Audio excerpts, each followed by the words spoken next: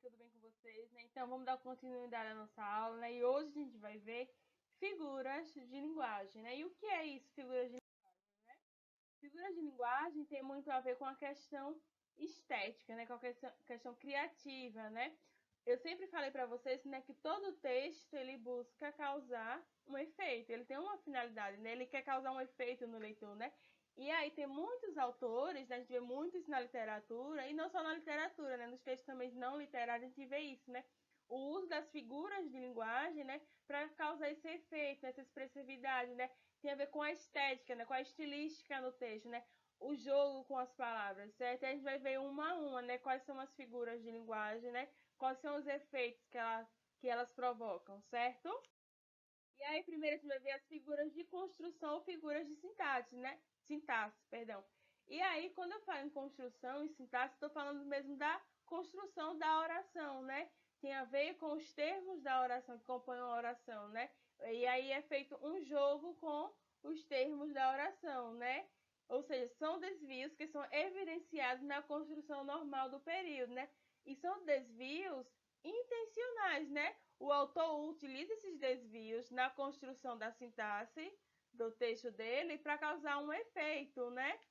E aí a gente, olha, pode ser desvio a nível de concordância, né? A questão da concordância estabelecida lá, né? Dos termos da oração, certo?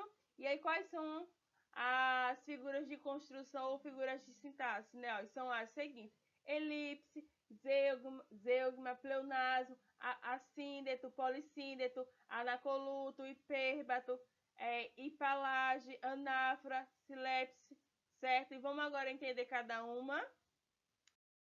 Então, né, o que é a elipse? A elipse tem a ver com a omissão de um termo, né? E não é só retirar o termo, né? Eu estou omitindo um termo, mas é um termo que é facilmente identificado pelo contexto. Então, assim, ó, é um desvio, mas é um desvio intencional, certo? Que tem um objetivo, né? Eu omiti um termo, mas ele não interfere no sentido, porque esse termo ele é recuperado de acordo com o contexto, né? Aqui o exemplo, ó. Na sala apenas 4 ou 5 convidados. O que eu quero dizer com isso? Na sala apenas 4 ou 5 convidados. Eu estou dizendo que o quê? Que na sala havia apenas 4 ou 5 convidados, né? Eu omiti o verbo haver, certo? Quando eu digo para vocês na sala apenas 4 ou 5 convidados, vocês entendem, vocês pressupõem pelo contexto que eu quis dizer que havia essa quantidade de pessoas, beleza? E aí temos a zeugma, né? E o que a zeugma faz? Ó, ela ocorre quando se omite um termo que já apareceu antes, ou seja, consiste na elipse de um termo que antes fora mencionado. Ó. Na elipse eu faço uma omissão de um termo que é recuperado pelo contexto. No zeugma não, né? Eu omiti um termo, mas é um termo que já foi dito anteriormente, certo? Então, ó, não, ou nem ele entende a nós, nem nós a ele, né? Qual foi o termo omitido aí, ó? Na primeira oração tem nem ele entende a nós. Na segunda eu disse nem nós a ele. Nem nós a ele o quê? Nem nós entendemos a ele. Então a omissão foi feita do verbo, né? Porque o verbo já foi expresso anteriormente. Perceberam a diferença entre elipse e zeugma? Certo? E aí temos o que? O pleonasmo. O pleonasmo, tão famoso, fala de que? Da redundância, né? E aí a gente usa o pleonasmo, né? O professor usa muito, né? A gente repete muito. Porque qual é o objetivo disso, né? De reforçar a mensagem, né? Quando eu digo, ó, eu ri meu riso eu ri meu riso e derramar meu pranto, né? Que é de Vinícius de Moraes, né? Rio e riso é um pleonasmo, né? E derramar meu pranto também, né? E o que eu quero, o que Vinícius pensou aí em reforçar a mensagem. Quando sua mãe diz o seguinte para você, ó, ô menina, entre para dentro. Menina, entre ou saia para fora, né? Entrar é para dentro, sair é para fora, mas é um pleonasmo, né? Porque o que que sua mãe quer? Ela tá querendo de forma inconsciente e ela tá reforçando a mensagem dela. Beleza? E aí temos, ó, o assíndeto, né? O que é o assíndeto? É a supressão de um conectivo entre elementos coordenados, né? A gente tem a coordenação, né? O que é coordenação? Os elementos são posicionados um ao lado do outro, né? E aí eu tenho um conectivo, né? E se a gente pensar na própria palavra assíndeto, síndeto significa conectivo, assíndeto é que não tem, né? É a ausência do conectivo, né? Vamos ao exemplo, ó. Todo coberto de medo, juro, minto, afirmo, assino, né? Esse é um trechinho de Cecília Meirelles, né? Quando ela diz, ó, todo coberto de medo, e juro, e minto, e afirmo, e assino, e iria causar uma estranheza na coesão, né? Então, você usa essa figura de linguagem para o quê? Para manter uma fluidez, causar um efeito ao leitor, né? Quando eu digo acordei, levantei, comi, saí, trabalhei, voltei.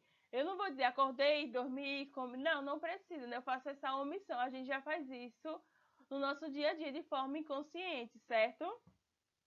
E aí, se a gente tem o assíndeto, temos também o polissíndeto, né? Que significa múltiplo, né? Em um eu tenho ausência, no outro eu tenho o quê? Na repetição dos conectivos, né? Ligando termos da oração ou elementos do período, ó.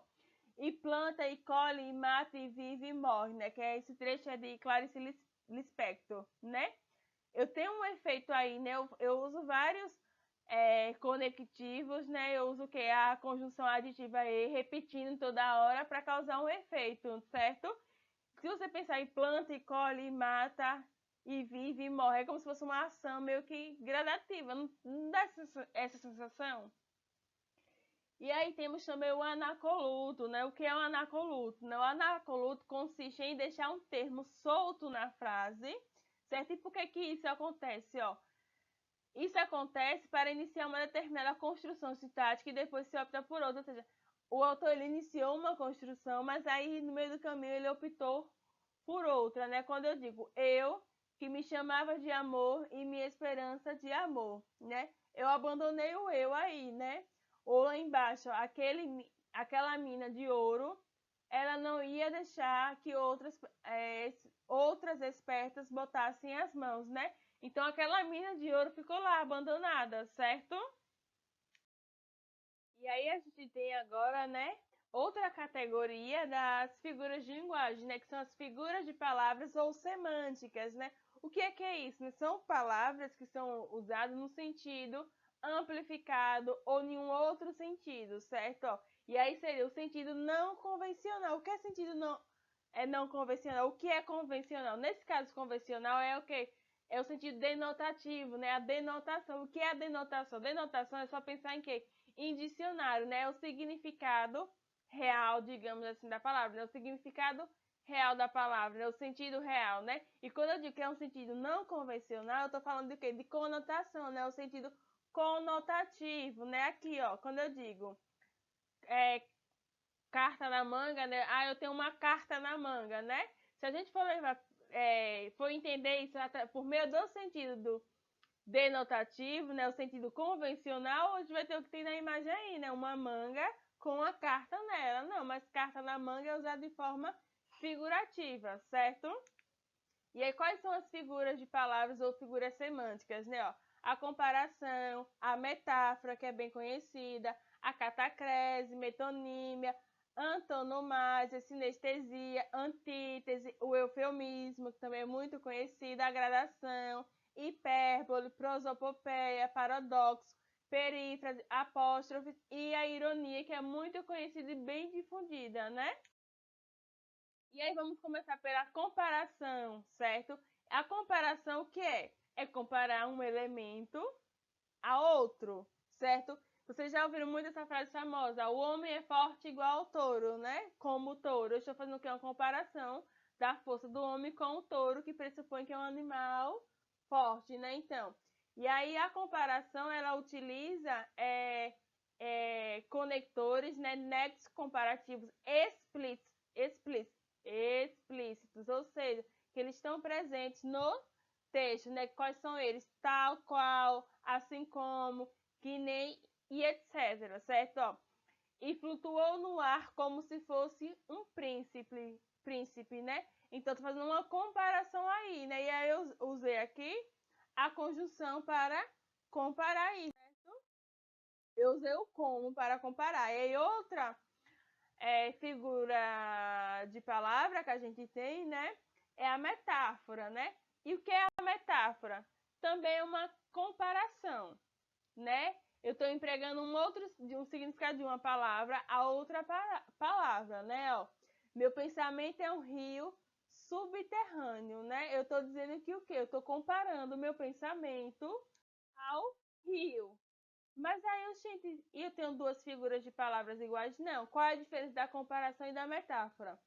Na comparação, a gente vai usar os conectivos, né, para fazer a ligação. Na metáfora, a gente não usa, a gente tem uma omissão, né? Então, a diferença é essa, ó. Quando eu digo, se eu dissesse, meu pensamento é como um rio subterrâneo, eu estava fazendo aqui uma comparação. Agora, quando eu digo, meu pensamento é um rio subterrâneo, é uma metáfora, certo? E aí temos a catacrese, né? E o que é a catacrese, né? A catacrese acontece quando, por exemplo, a gente não tem um termo específico para designar um conceito de algo. E aí o que a gente faz? A gente pega emprestado um conceito já existente, certo? Ó, quando ele disse, ele comprou 2 dentes de alho para colocar na comida, o pé da mesa estava quebrado, não sente no braço do sofá. E aí, ó, existe dente de alho? Não, mas a gente fez o quê? A gente atribuiu os gominhos, coisinhas do alho, dentes de alho, né? Porque não tem um termo para conceituar aquilo, certo? A mesa tem pé? Não, mas a gente atribuiu o pé da mesa, né?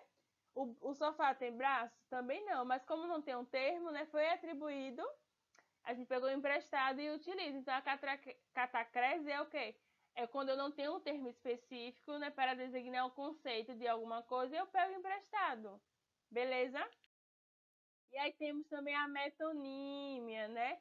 E aí, o que é que acontece com a metonímia? Ó, assim como a metáfora consiste numa transposição de significado, ou seja, eu estou transpondo um significado, né? Uma palavra que usualmente significa uma coisa passa a ser utilizada com outro sentido, ou seja, é o emprego de um nome por outro em virtude de haver entre eles algum relacionamento. A metonímia ocorre quando se emprega o quê? A causa pelo efeito, né? Quando eu digo vivo do meu trabalho, né, eu estou dizendo que trabalho aí, né, que seria do produto do meu trabalho, que é o alimento. Então, eu peguei a causa pelo efeito, certo? Outro caso é o efeito pela causa. Quando eu digo aquele poeta bebeu a morte, né? Alguém bebe a morte? Não, né? A morte seria que o veneno, né? Então, ó, eu tenho efeitos contrários, né? No primeiro exemplo, eu tenho o quê? A causa, né? E o efeito.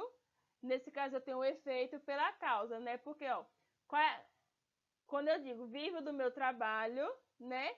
Meu trabalho é a causa, o efeito é o quê? Eu tenho um produto, eu tenho um alimento. Mas quando eu digo aquele poeta bebeu a morte é o efeito. Qual é a causa aí? O veneno, certo? E outro ponto é quando eu tenho o quê? O instrumento pelo usuário, né? Quando eu digo os microfones corriam no pátio. Microfone corre no pátio? Não, quem são os microfones aí? Eu estou me referindo ao quê?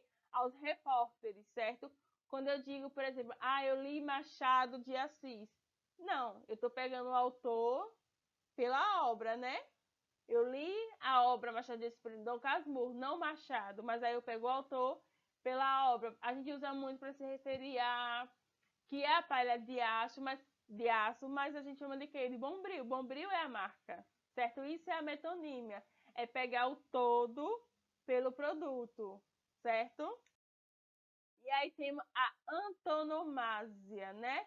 É a figura que designa uma pessoa por uma característica, feito ou fato que o tornou notória. Ou seja, eu quero me referir àquela pessoa, àquela cidade, pelo fato. Aí eu não uso o nome, eu uso um fato, né? Algo que fez com que ela ganhasse notoriedade. Quando eu digo a cidade eterna, eu estou me referindo a Roma. Em vez de falar Roma, eu usei o termo a cidade eterna, que retoma a cidade de Roma, certo? E aí temos a sinestesia, né? O que é a sinestesia, né? É a mescla de quê? De expressões que causam sensações, né? Mas são sensações percebidas por órgãos diferentes, né? Eu brinco com a questão sensorial, mas de formas diferentes, né? Por exemplo, quando eu digo um doce abraço recebeu da irmã, né? E aí eu tô falando que é uma sensação gustativa, o doce, e sensação tátil, né? Eu tô dizendo que o abraço é doce, eu tô misturando as sensações, certo? Quando a gente fala um beijo gostoso, um abraço gostoso, a gente tá fazendo o que? Usando a sinestesia, beleza? E aí temos o eufemismo, né? O eufemismo ocorre quando a gente quer atenuar algum pensamento. Por exemplo, quando adulto tem a mania de quando vai falar para a criança que alguém morreu, não disse que morreu, disse que foi pro céu. Isso é um eufemismo, né? Eu tô minimizando a situação. Não, quando eu digo, ele sempre faltava com a verdade. Não, ele era mentiroso, certo? E aí temos o que? A gradação ou o clímax, né? Que é uma sequência que intensifica uma ideia. Eu trago uma gradatividade da ideia, né? Porque gado a gente marca, tange, ferra, engorda e mata. Mas com gente é diferente, né? Isso aí, marca, tange, ferra, engorda e mata. Eu tô fazendo uma gradação, beleza? E aí temos a hipérbole, né? A hipérbole, se lá no eufemismo a gente minimiza, na hipérbole a gente o quê? Exagera, certo? Quando eu digo estou morrendo de sede, a gente fala de forma exagerada, né? Não vejo você há séculos. Você viu a pessoa ontem, a semana passada, e diz, ó, não vejo você há séculos, né? Isso é uma hipérbole, né? É o exagero, certo? Pra gente dar ênfase à situação, ok? E aí temos o que? A prosopopeia ou a personificação, né? Quando a gente vê muito a questão da personificação no gênero de fábula, né? Que a gente vai estudar ainda esse gênero mais à frente, né? Porque o que é personificar, né? Eu vou atribuir características de seres animados a seres inanimados, né? Quando eu digo o jardim olhava as crianças sem dizer nada. O jardim tem olhos? O jardim é um ser inanimado, mas eu tô personificando, né? Digamos que eu tô transformando o jardim em pessoa que tem olhos e que está olhando para as crianças sem dizer nada, beleza? E aí temos o paradoxo, né? O que é o paradoxo? Ó, consiste no uso de palavras de sentido oposto, ou seja, palavras opostas, né? Divergentes, que parecem excluir-se mutuamente, mas no contexto se completam, reforçam uma ideia ou expressão, ou seja, são palavras opostas, né? E que parece que uma está excluindo a outra, mas dentro de um contexto, elas completam uma ideia, ó. Eu estou cego, mas agora consigo ver, né? O estou cego e conseguir ver são coisas opostas, mas eu tenho uma ideia aí, certo? É algo que se, por exemplo, vamos pensar na internet, né? Fala muito do paradoxo da internet, que é o quê? É uma tecnologia para aproximar pessoas que estão longe geograficamente, mas que está separando as pessoas que estão próximas geograficamente, entendeu? Eu estou unindo pessoas longe geograficamente, estou separando as pessoas que estão perto geograficamente, mas não era para unir. Entendeu o que é o paradoxo? E aí temos a perífrase, né? O que é perífrase? É uma expressão que designa um ser por meio de alguma de suas características ou atributo, né? Quando eu digo o ouro negro foi o grande assunto do século, né? O que é o ouro negro? Já ouviram essa expressão? E aí temos ó, o paradoxo, né? O que é o paradoxo, né? É quando eu uso palavras de sentidos opostos, essas palavras opostas, né? E que uma excluiria a outra, né? Mas eu uso para completar uma ideia, né? Quando eu digo para vocês, ó, falando, já, não sei se eu já comentei com vocês, mas sobre o paradoxo da internet, né? Qual é a função dessa ferramenta? Unir pessoas. Mas o que é que acontece? Eu estou unindo pessoas que estão longe geograficamente, por exemplo, eu aqui em Sergipe, né? Estabeleço uma proximidade por meio da internet com uma pessoa que está lá em São Paulo, mas ao mesmo tempo, eu aqui em Sergipe, na minha casa, acabo me separando da minha irmã, por exemplo, por conta da internet, porque cada uma fica o quê? No seu celular. isso é um paradoxo, né? Uma coisa de a ideia de tipo coisas opostas, mas que estabelece uma ideia só, né? Quando eu digo estou cego, mas agora consigo ver, né? Como assim cego e ver são opostos, né? Mas eu tenho uma junção aí delas para construir uma ideia, certo? Temos também a perífrase, né? Que é uma expressão que designa um ser por meio de alguma de suas características ou atributos, né? Quando eu digo o ouro negro foi o grande assunto do século, o ouro negro aí eu estou me referindo a quê? O que é o ouro negro? O petróleo, né? Então eu usei uma expressão para me referir ao petróleo. Então isso é uma perífrase, certo? E aí temos a apóstrofe, né, que é interpelação enfática de pessoas ou seres personificados, né? Eu estou fazendo o quê? Eu estou enfatizando esses seres personificados, né? Aqui, ó. Senhor Deus dos desgraçados, dizei-me vós, Senhor Deus. E aí eu destaquei Senhor Deus, né, dos desgraçados e Senhor Deus, né? É essa intensificação, né, de seres personificados, né? A personificação de Deus, certo? E temos a ironia, né, que é a corriqueira que a gente usa muito no dia a dia e que algumas pessoas também não entendem a ironia, né? A ironia é um recurso linguístico que consiste em afirmar o contrário do que se pensa. Quando você olha para aquela pessoa que você não gosta, nossa, você tá linda hoje, né? Você não quer dizer isso, né? Você pensa o contrário, você está sendo irônico, né? Que pessoa educada entrou sem cumprimentar ninguém, né? Eu estou sendo irônico, né? E a ironia é marcada também pela, quando é oral, né? Pela tonicidade, pela fala, certo? Então, essa foi a nossa aula de hoje, certo? Fiquem com a atividade, dúvidas, vocês já sabem. É só mandar mensagem. Tchau e até a próxima aula.